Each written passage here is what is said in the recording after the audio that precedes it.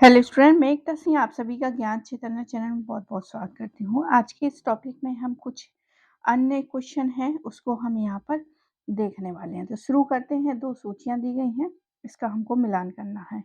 तो शिव का हो जाएगा त्रिशूल से आप सभी को पता होगा, विष्णु का हो जाएगा चक्र से, गणेश का वीणा से गणेश का जो है रस्सी का फंदा और सरस्वती का वीणा से। तो आंसर हमारा ए जो है यहाँ पर सही हो जाएगा। अगला क्वेश्चन देखते हैं।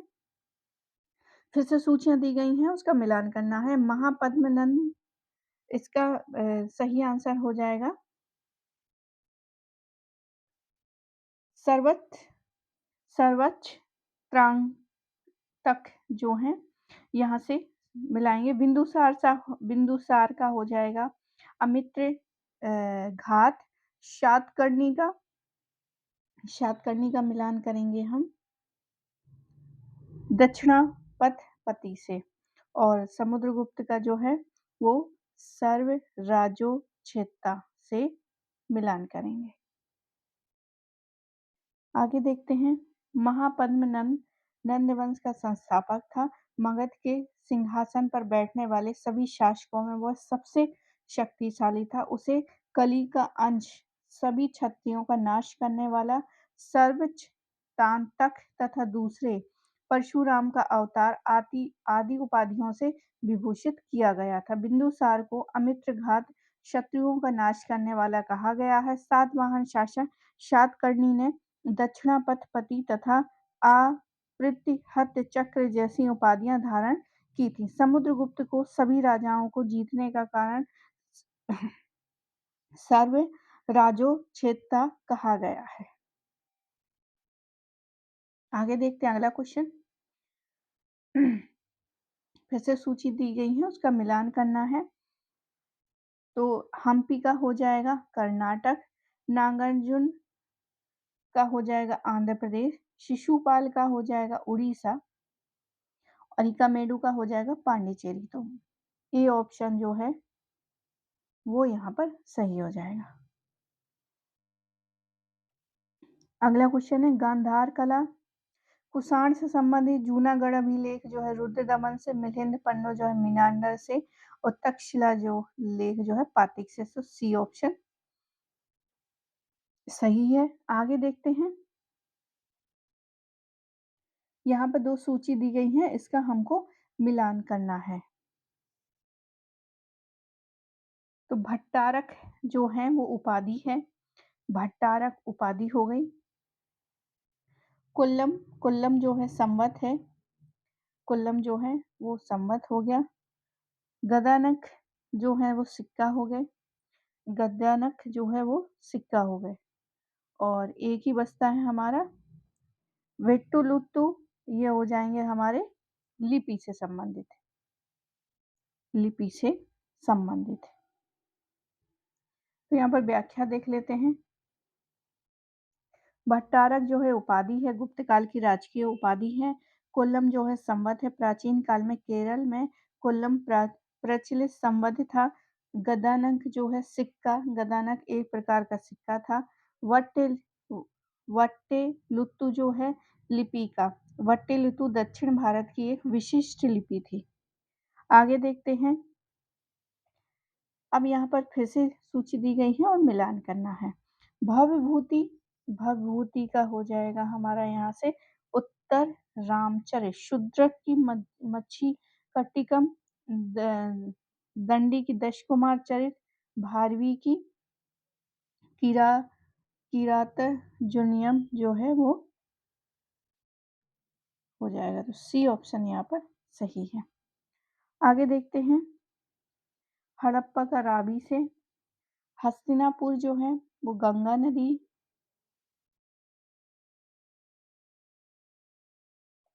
तो तीसरे से नागार्जुन कोंडा जो है कृष्णा से, पैठन जो है गोदावरी से। तो बी ऑप्शन यहाँ पर सही होगा। हड़प्पा नदी के तट पर स्थित था, जबकि इंद्रप्रस्थ से कुछ दूरी पर हस्तिना जो है गंगा नदी के किनारे अवस्थित था। और नागार्जुन कोंडा दक्षिण प्रदेश के प्रमुख नगर कृष्णा नदी के तट पर अवस्थित है। पैठन या पोतन दक्षिण मध्य भारत का प्रमुख व्यापारिक केंद्र था, जो गोदावरी नदी के तट पर स्थित था। आगे देखते हैं।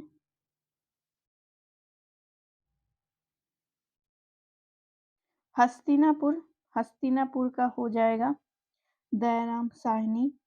हस्तिनापुर का हो जाएगा बीबी लाल। तक्षशिला का हो जाएगा जॉन मार्शल।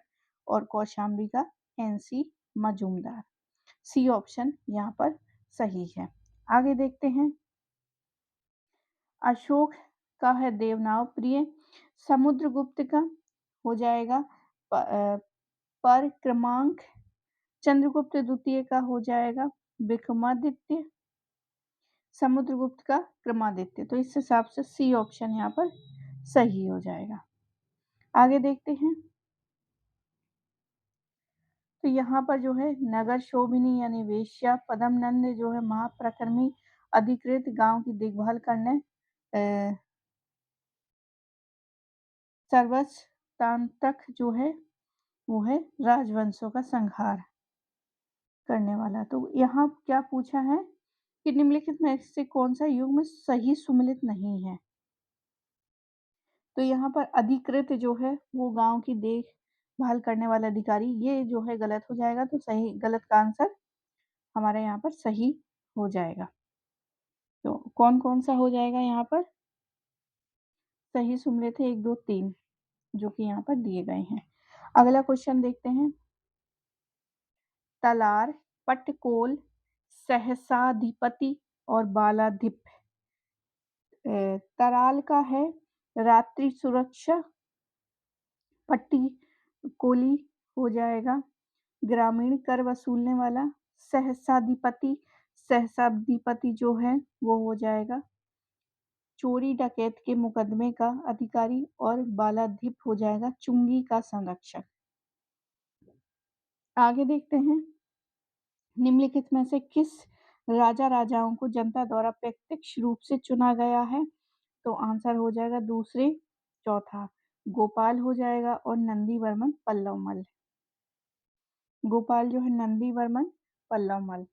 शशांक जो है मृत्यु के पश्चात लगभग 1 शताब्दी तक बंगाल में अराजकता तथा अव्यवस्था का वातावरण व्याप्त था। 8वीं शताब्दी के मध्य अशांति एवं अव्यवस्था से ऊब कर बंगाल के प्रमुख नागरिकों ने गोपाल नामक एक सुयोग्य सेना नायक का अपना राज्य बनाया। गोपाल ने पाल वंश की स्थापना की। उल्लेखनीय है कि पल्लव शासक नंदीवर्मन द्वितीय को नंदीवर्मन पल्लवमल के नाम से जाना जाता है। आगे देखते हैं। हर्षवर्धन जो है वर्धन राजवंश का सबसे प्रतापी शासक था, जिसका जन्म जो है 551 ईस्वी से लगभग हुआ था। यशोवर्मन की राजधानी कन्नौज थी और इसका कार्यकाल जो है 700 ईस्वी से लेकर 740 के मध्य माना जाता है। अगला क्वेश्चन है, सही उत्तर चुनना है। मुल्तान के सूर्य मंदिर का उल्लेख हुसैन सांग ने आबू जैद और अल्म सूदी तथा अल बरूनी ने किया है। तो दोनों ही सही है। व्याख्या देखते हैं। ईसा की पहली शताब्दी में सांब मागयानी ईरानी पुरोहित को भारत लाए ताकि सांब द्वारा चंद्रभागा नदी पर निर्मित सूर्य मंदिर में पूजा हो सके। यह सूर्य का स्थापित पहला मंदिर था। मांग पुरोहित ने भी भारत में सूर्य पूजा को लोकप्रिय बनाया। सूर्य पूजा के ही उपलक्ष्य में सामपुर यानी यात्रोत्सव मनाया जाता है। मुल्तान के सूर्य मंदिर का उल्लेख हुसैन अबू जायद अल मसूदी और अल बरूनी के मतलब जो उनके ग्रंथ है उसमें ये मिलते हैं। अन्य सूर्य मंदिर में मोढेरा का सूर्य मंदिर गुजरात, ओसिया और सिरोही का सूर्य मंदिर राजस्थान और ललितादित्य मुक्तापीठ द्वारा निर्मित मार्तंड मंदिर कश्मीर में है। ये तो थे कुछ इम्पोर्टेंट, लेकिन इसके अलावा भी देश में बहुत सारे सूर्य मंदिर हमको देखने को मिलते हैं। आगे देखते हैं। निम्नलिखित में से कौन सा युग में सही सुमेलित है?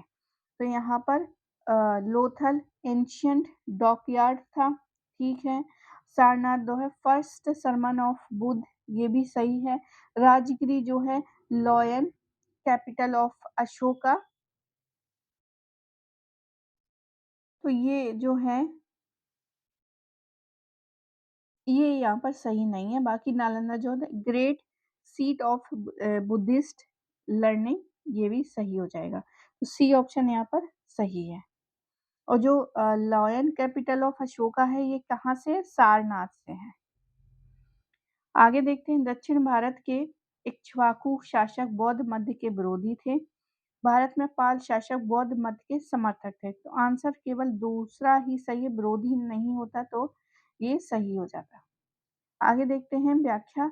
इक्ष्वाकु वंशीय लोग जो है कृष्णा गिंटूर क्षेत्र में शासन करते थे। पुराणों में इन्हें श्री पर्वतीय तथा आंध्र भृत्य आंध्रों का नौकर कहा गया है। पहले वे सातवाहनों के सामंत थे, किंतु उनके पतन के बाद उन्होंने अपनी स्वतंत्र सत्ता घोषित कर दी। इस वंश का संस्थापक जो है श्री शांतमूल था।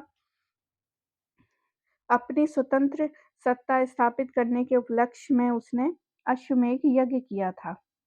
उसका पुत्र तथा उत्तराधिकारी मठरी-पुत्र जो है वीर पुरुष दत्त था। अमरावती तथा नागार्जुनी कोंडा से उसके लेख मिलते हैं। इसमें बौद्ध संस्थाओं को दिए जाने वाले दान का विवरण है। आगे देखते हैं, और व्याख्या दी गई है। इक्ष्वाकु लोग जो है बौद्ध मत के पोषक थे। पाल शासक बौद्ध मतानुयायी थे। उन्होंने बौद्ध धर्म को राजकीय प्रश्रय उस समय दिया जबकि भारत से उसका पतन हो रहा था। उन्होंने बंगाल तथा बिहार में अनेक चैत्य विहार एवं मूर्तियां बनवाई। ख्याति प्राप्त शिक्षा केंद्र विक्रमशिला की स्थापना धर्मपाल ने की थी। यहाँ अनेक बौद्ध मंदिर और विहार थे। आगे देखते हैं, अगला क्वेश्चन है, विक्रम संवत 58 ईसा पूर्व से आरंभ हुआ। शक संवत जो है 78 से प्रारंभ हुआ। तो यहाँ पर बताना है कि सही उत्तर बताना है, तो यहाँ पर सारे के सारे जो हैं वो सही हो जाएंगे। आगे देखते हैं, निम्नलिखित में से अश्वमेध कर्ता कौन है? तो प्रवरसेन हो जाएंगे, पुष्यमित्र शुंग हो जाएंगे, समुद्रगुप्त हो जाएंगे, पुलकेशन प्रथम हो जाएंगे। यहाँ पर व्याख्या दी गई है, उसको देखते हैं।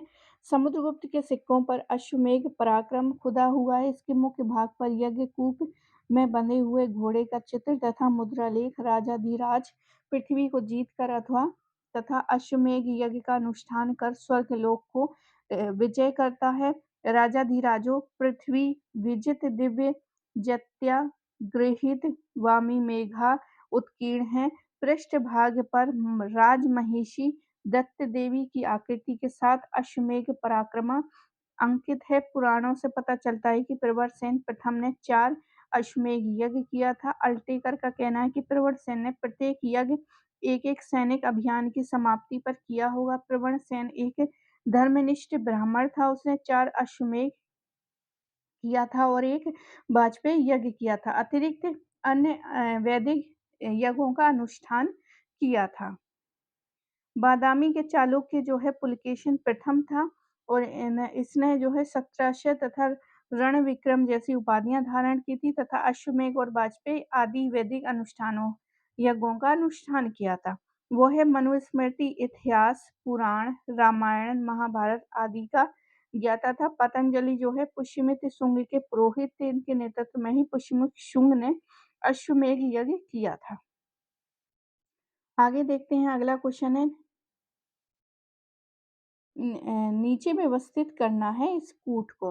तो सबसे पहले जो है कली आएगा, कली हो जाएगा। फिर उसके बाद जो है विक्रम संवत होगा दूसरे नंबर पे, तीसरे नंबर पे शक हो जाएगा और चौथे पे दूसरा। तो आंसर हमारा सी ऑप्शन यहाँ पर सही है। आगे देखते हैं, तो यहाँ पर वही व्याख्या दी गई है। आगे देखते हैं, निम्नलिखित में से कौन महाभारत के तेलुगु अनुवादों के लिए विख्यात है? तो यहाँ का नन्नय और टिकन्नन ये जो हैं यही होंगे। दूसरा नयट और टिकन्नन ये होंगे, तीनों चार जो हैं वो सही हो जाएगा। महाभारत का तेलुगु अनुवाद कार्य जो है नाक्रय ने प्रारंभ किया था और इसे 13वीं शताब्दी के टिक्कन यानी टिकन्ना तथा 14वीं शताब्दी में एरियन द्वारा पूरा किया गया था। आगे देखते हैं, निम्नलिखित सभ्यताओं का उत्तर से दक्षिण में क्रम लगाना है। तो ये जो है यहाँ पर ये वर्ल्ड हिस्ट्री से रिलेटेड है, लेकिन फिर भी इसको यहाँ पर देखते हैं। तो यहाँ पर आंसर जो है, ये वाला जो है सही है। मुई मुइस्का, एज़टेक, माया और इंका, ये सारी सभ्यताएँ हैं। यहाँ पर नीचे देखते हैं, माया सभ्यता का प्रारंभ जो है 1500 ईसा पूर्व में उत्तरी अमेरिका महाद्वीप के ग्वाटेमाला, मेक्सिको, होंडुरास और युकाटन आदि प्रायद्वीप में हुआ था। 16वीं शताब्दी में इसका पतन हो गया। इंका सभ्यता जो है पेरू, इक्वाडोर और बोलिविया और अर्जेंटीना और चिली के उत्तरी भाग में विस्तारित है। 15वीं शताब्दी तक यह अपने चरम पर थी। एज़टेक सभ्यता जो है 14वीं और 16वीं शताब्दी के मध्य मेक्सिको में विकसित हुई थी और मुइस्का सभ्यता जो है 12वीं से 15वीं शताब्दी के मध्य अमेरिका के कोलंबिया प्रांत में विकसित थी। इस तरह इस सभ्यता का उत्तर से दक्षिण क्रम जो है मुइस्का, एज़टेक, माया और इंका है। आगे देखते हैं, सही सुमेलित नहीं है, हमको ये बताना है। तो यहाँ पर जो सही सुमेलित नहीं है वो है सर्वसरमन और गया ताम्रपत्र। बी ऑप्शन जो है वो यहाँ पर सही नहीं है। व्याख्या देखते हैं, सर्वसरमन असीरगढ़ ताम्रपत्र होगा। ईश्वर बर्मन जो है जैनपुर प्रस्तर अभिलेख होगा। ईशान बर्मन जो है हरहा पाषाण अभिलेख और जीविता गुप्ता जो है देव वर्ण कर्ण अभिलेख। और जो गया ताम्रपत्र का संबंध जो है गुप्त राजवंश के समुद्रगुप्त से है। अगला क्वेश्चन देखते हैं, यहाँ पर क्रम दिया गया है, उसका हमको मिलान करना है। एक तरफ विदेशी यात्री हैं, दूसरी तरफ भारत भ्रमण वर्ष है। तो फाहियान जो है, फाहियान का सीधा हो जाएगा, हेनसांग का भी हमारा सीधा है। तो यहाँ पर आंसर नहीं दिया है, इसलिए इसको आगे कर देते हैं। निम्नलिखित में से कौन सा युग्म सही नहीं है? बोध गया बिहार में है, सारनाथ उत्तर प्रदेश में, अजंता जो है मध्य प्रदेश में नहीं है। तो आंसर हमारा सी ऑप्शन हो जाए, सोमनाथ गुजरात में है। तो व्याख्या देखते हैं, अजंता की गुफा मध्य प्रदेश में नहीं बल्कि महाराष्ट्र के औरंगाबाद जिले में स्थित है। वर्ष 1983 में उसे यूनेस्को की विश्व धरोहर स्थल निर्माण में शामिल किया गया था। इन गुफाओं का 200 ईसा पूर्व से लेकर 650 ईस्वी के मध्य किया गया था। उल्लेखनीय है कि बोध गया बिहार में, सारनाथ उत्तर प्रदेश में तथा सोमनाथ गुजरात में स्थित है। आगे देखते हैं, निम्नलिखित में से कौन सा युग्म जो है सही सुमेलित नहीं है? आगे है जो सही सुमेलित नहीं है वो नागार्जुन कोंडा धान्य कटक। चरसदा जो है पुष्पक कली का, सिरकप जो है तक्षशिला का तथा ताम्रलुक जो है ताम्रलिप्ति का प्राचीन नाम है, जबकि धन्य कटक जो है अमरावती का प्राचीन नाम है। अमरावती को धान्य धान्य घट या धान्य कटक अथवा धरणी कोट भी कहा जाता है। यहाँ से भारी मात्रा में आहत सिक्के यानी कि पंचमार्क को सबसे पुराना है मिले हैं। नागार्जुन कोंडा हैदराबाद से 100 मील दक्षिण पूर्व की ओर स्थित है। यह बौद्ध धर्म के महायान शाखा के प्रसिद्ध आचार्य नागार्जुन के नाम से प्रसिद्ध है। निम्नलिखित में से कौन सा युग्म जो है सही सुमेलित नहीं है? तो शूर्पणख जो है कन्हेरी, ये सही नहीं है। सातवाहनों की राजधानी अमरावती है, जिसका एक अन्य नाम धान्य कटक है। अमरावती धान्य कटक। मत्स्य 6ठी शताब्दी ईसा पूर्व में एक प्रसिद्ध जनपद था, जिसकी राजधानी विराटनगर या वैराट थी, जबकि महात्मा बुद्ध की जन्मस्थली कपिलवस्तु की पहचान पिपरहवा के रूप में की गई है। शूर्पणख, सोपारा तथा कन्हेरी यद्यपि महाराष्ट्र में है, किंतु दोनों के बीच कोई संबंध नहीं है। आगे देखते हैं, निम्नलिखित युग्मों में से कौन सा युग्म सही सुमेलित नहीं है? चंद्रबरदाई पृथ्वीराज रासो, अब्दुल रहमान जो है हमीर रासो के नहीं है। आदि कवियों में रासो नामक काव्य जो है साहित्य की रचना है, जिसमें चंद्रबरदाई ने पृथ्वीराज रासो नरपति नल्हा नाल्य ने बीसल देव रासो, जगनिक ने परमाल रासो, आलाखंड एवं अब्दुल रहमान ने संदेह रासक की रचना की थी। अतः उपयुक्त खंड जो है बी में हमीर रासों के सागर धर थे। तो हमीर रासों के रचनाकार जो है सारंग धर थे। अगला क्वेश्चन देखते हैं, निम्नलिखित में से कौन सा सही सुमेलित नहीं है। तो सातवाहन के स्वर्ण सिक्के नहीं थे, वरन कि सीसे व पोटीन के सिक्के का प्रयोग किया था। आगे देखते हैं, निम्नलिखित में से किस स्तूप में आर्य स्तंभ वाले मंच की विशेषता मिलती है। तो आंसर सी और डी में मिलती है। अमरावती और नागार्जुन कोंडा, इनमें जो है आर्य स्तंभ वाले मंच की विशेषता मिलती है। नागार्जुन कोंडा के लांग हर्स्ट को 9 सूपों के ध्वंसावशेष जो है प्राप्त हुए हैं। नागार्जुनी कोंड जो हैं स्तूप की प्रमुख विशेषता आयस्कों तथा आर्यकों का निर्माण है। आयस्क एक विशेष प्रकार के चबूतरे का होता था। स्तूप के आधार को आयताकार रूप में बाहर की ओर चारों दिशाओं में आगे बढ़ाकर बनाया जाता था। अमरावती में भी आयत स्तंभ वाले स्तूपों की प्राप्ति हुई है। लेखों में अमरावती का प्राचीन नाम धन्यकटक मिलता है। आगे देखते हैं, सिद्ध मातृका का अभिप्राय क्या है। एक प्रकार की भारतीय वर्णमाला है सिद्ध मातृका।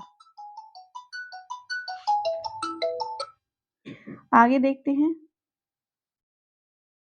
ब्राह्मी लिपि से द्रविड़ लिपियों को छोड़कर शेष समस्त लिपियां जो है उद्भूत है। मौर्य युग में यह लिपि जो है पूरी विकसित हो गई। आगे चल के गुप्त काल में इसे गुप्त ब्राह्मणी कहा गया है और इसका विस्तार सुदूर दक्षिण पूर्वी एशिया और मध्य एशिया तक हो गया। इसी गुप्त ब्राह्मणी की पश्चिम शाखा की पूर्वी उपशाखा से एक विशेष लिपि सिद्ध मातृका अथवा न्यून कोणीय लिपि का विकास हुआ है। इसके विकास का समय जो है लगभग 6ठी शताब्दी माना जाता है। आगे चल के गुप्त ब्राह्मणी लिपि 3 प्रमुख शारदा, कुटिल और नागरी लिपियों में विकसित हुई हैं। ये तीनों लिपियां ही आधुनिक भारतीय लिपियों की जननी हैं। आगे देखते हैं, इसमें से किस आयुर्वेदाचार्य ने तक्षशिला विश्वविद्यालय में शिक्षा प्राप्त की थी। तो चरक ने की थी और जीवक ने भी की थी।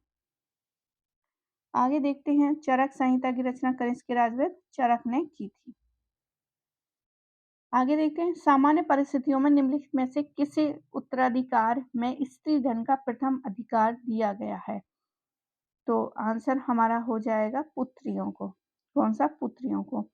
सामान्य परिस्थितियों में स्त्री धन को उत्तराधिकार में प्राप्त करने का अधिकार जो है पुत्री को दिया गया था।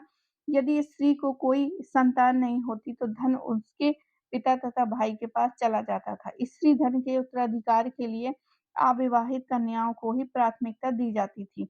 अविवाहित कन्या का पुत्र जो है कनीन नाम से जाना जाता था। हिंदू विधि द्वारा मान्य कर जो है उपज का 6ठा भाग हुआ करता था।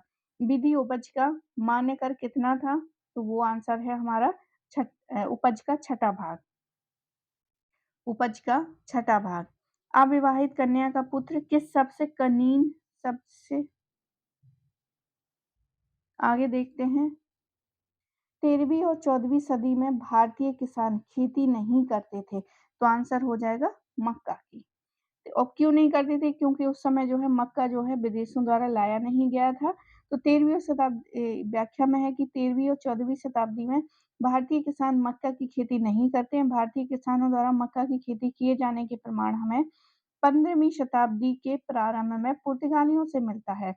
प्राचीन भारतीय ग्रंथों के अनुसार एक स्वर्ण सिक्कों की तौल जो है 80 रत्ती के बराबर होती थी।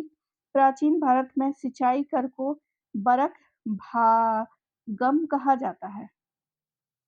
आगे देखते हैं, प्राचीन भारत में सिंचाई टैक्स को कहते थे बिदक भागम।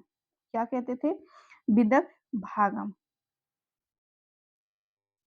प्राचीन भारतीय ग्रंथों के अनुसार एक सुवर्ण सिक्कों की तौल कितनी होती थी? तो आंसर 80 रत्ती। जो यहाँ है वो अन्यत्र कहीं भी है। जो यहाँ नहीं है वो कहीं नहीं है। ये निम्न में से किसका है? तो महाभारत का कथन है। उपयुक्त कथन का संबंध महाभारत से है। महाभारत की रचना जो है वेद व्यास ने की है। रामायण वाल्मीकि द्वारा, गीता कृष्ण के द्वारा उपदेशों का संग्रह तथा राजतरंगिणी जो है कल्हड़ द्वारा रचित ग्रंथ है। भारत महाभारत में बहुपति प्रथा का साक्ष्य भी मिलता है। पुराणों के अनुसार चंद्रवंशी शासकों का मूल स्थान जो है प्रतिष्ठानपुर था। अभिमुक्ति जो है अभिधान क्षेत्र जो है वाराणसी को कहा जाता है। आगे देखते हैं, अविमुक्ति क्षेत्र अभिधान जो है वाराणसी को कहा जाता है।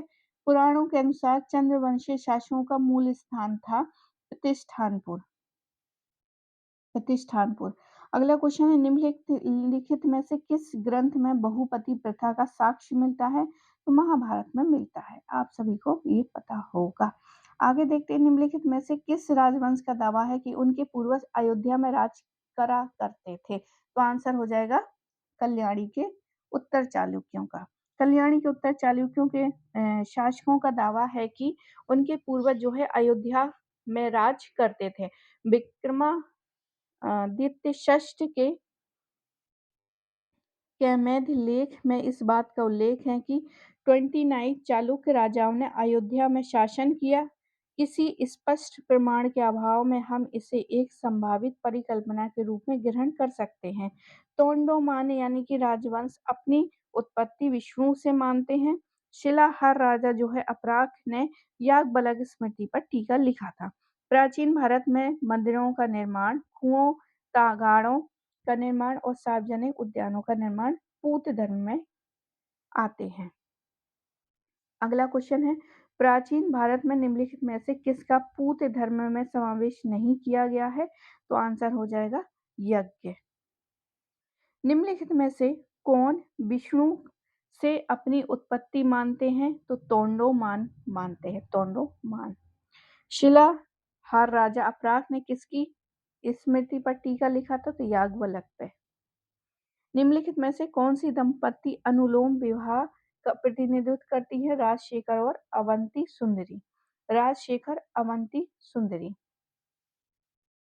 प्राचीन हिंदू समाज में अनुलोम तथा प्रतिलोम विवाहों का भी प्रचलन था। अनुलोम में उच्च वर्ण का व्यक्ति अपने ठीक नीचे के वर्ण की कन्या के साथ विवाह करता था। वैदिक समाज में इस तरह के विवाह प्रायः हुआ करते थे क्योंकि वर्ण व्यवस्था के बंधन कठोर नहीं थे। अनेक ब्राह्मण जो है ऋषियों के विवाह क्षत्रिय कन्याओं के साथ हुए थे। च्यवन ने सुकन्या, श्यावस्य ने रथवी थी और अगस्त्य ने लोपामुद्रा आदि क्षत्रिय कन्याओं के साथ विवाह किए थे। ब्राह्मणों को सभी वर्ण की कन्याओं के साथ विवाह करने का अधिकार मिला था। याज्ञवल्क्य के अनुसार अनुलोम से ब्राह्मण 3, क्षत्रिय 2 और वैश्य जो है 1 वर्ण की कन्याओं के साथ विवाह कर सकता था। ऐतिहासिक काल में इस प्रकार के विवाहों से दृष्टांत मिलते हैं। शुंग राजा जो है अग्निमित्र की कन्या पत्नी जो है मालविका क्षत्रिय थी और राजशेखर की पत्नी अवंती सुंदरी जो है क्षत्रिय हुआ करती थी। आगे देखते हैं, राजसंग तरंगिणी और कथा सरित सागर जैसे ग्रंथों में इस प्रकार के कई विवाहों के उदाहरण मिलते हैं। इससे सिद्ध होता है कि पूर्व मध्य युग तक इस प्रकार के विवाह समाज में प्रचलित एवं वैध थे। आगे, कश्मीर में परिहासपुर नगर की स्थापना की थी। तो आंसर हमारा हो जाएगा ललितादित्य ने। ललितादित्य ने। कश्मीर के शासकों में सबसे शक्तिशाली राजा जो है कारकोट वंशी मुक्तापीड़ था, जिसको ललितादित्य भी कहा जाता है। वह विजेता होने के साथ साथ एक महान निर्माता भी था। उसने कश्मीर में परिहासपुर नगर एवं सूर्य का मर्तन मंदिर का निर्माण किया। चंद्रपेड़ को वज्रादित्य भी कहा जाता है। यह कश्मीर के अल्प महत्व का शासक था। यशोवर्मन कन्नौज नरेश था। एम्फोरा जार जो है कहाँ होता है? तो आंसर हमारा हो जाएगा लंबा एवं दोनों हत्तेदार जार एक होता है। कुछ इस तरह से होगा, ये दोनों तरफ जो है हत्ते लगे होंगे पकड़ने के लिए। आगे देखते हैं निम्नलिखित स्थलों में से किस एक की पहचान जो है सामान्यतः पांडवों की राजधानी इंद्रप्रस्थ के साथ की गई है? तो आंसर पुराना किला। पुराना किला जो है दिल्ली की पहचान सामान्यतः पांडवों की राजधानी इंद्रप्रस्थ के साथ की जाती है। पुराना किला नई दिल्ली में यमुना नदी के किनारे स्थित प्राचीन दीन-ए-पनाह नगर का आंतरिक किला है। इसका निर्माण जो है शेरशाह सूरी ने 1538 ईस्वी से 1545 ईस्वी के बीच करवाया। किले में 3 बड़े द्वार एवं इसकी विशाल दीवारें जो है विशाल हैं। हिंदू साहित्यानुसार यह किला जो है इंद्रप्रस्थ के स्थल पर है, जो पांडवों की विशाल राजधानी हुआ करती थी। भास्कर एक महान खगोल शास्त्री था। भास्कर एवं भास्करा या भास्कर द्वितीय प्राचीन भारत के एक प्रसिद्ध गणितज्ञ, ज्योतिषी एवं खगोल शास्त्री थे। इनके रचित जो है मुख्य ग्रंथ सिद्धांत शिरोमणि है। इसमें लीलावती, बीजगणित, ग्रह गणिताध्यक्ष तथा गोलाध्यक्ष नामक 4 भाग हैं। ये 4 भाग क्रमशः अंकगणित, बीजगणित, ग्रहों की गति से संबंध है। भास्कराचार्य ने अपने सिद्धांत शिरोमणि ग्रंथ में पृथ्वी के गुरुत्वाकर्षण के बारे में लिखा है कि पृथ्वी जो है आकाशीय पिंड या पदार्थों को विशिष्ट शक्ति से खींचता है। तो आई होप आपको ये सारे वीडियो जो है पसंद आए होंगे। पसंद आए हों तो प्लीज़ लाइक करें, शेयर करें, सब्सक्राइब करें। अगला जो टॉपिक होगा वो हमारा होगा अरबों का भारत आक्रमण एवं सिंध पर विजय। पूरा वीडियो देखने के लिए आप सभी का बहुत-बहुत धन्यवाद।